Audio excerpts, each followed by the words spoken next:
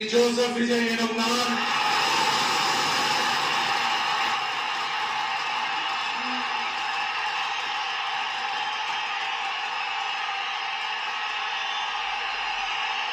சட்டப்படி அமைக்கப்பெற்ற இந்திய அரசியல் அமைப்பின்பால் உண்மையான நம்பிக்கையும் மாறா பற்றும் கொண்டிருப்பேன் என்றும் இந்திய நாட்டின் ஒப்பில்லாத முழு முதல் ஆட்சியையும் உரிமையையும் நிலை நிறுத்துவேன் என்றும் தமிழ்நாட்டு அரசின் முதலமைச்சராக உண்மையாகவும் உளச்சான்றின்படியும் என் கடமைகளை நிறைவேற்றுவேன் என்றும்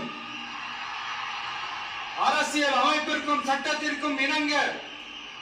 அச்சமும் ஒருதலை சார்பும் இன்றி விருப்பு வெறுப்பை விலக்கி பலதரப்பட்ட மக்கள் அனைவருக்கும் நேர்மையானதை செய்வேன் என்றும் ஆண்டவன் மீது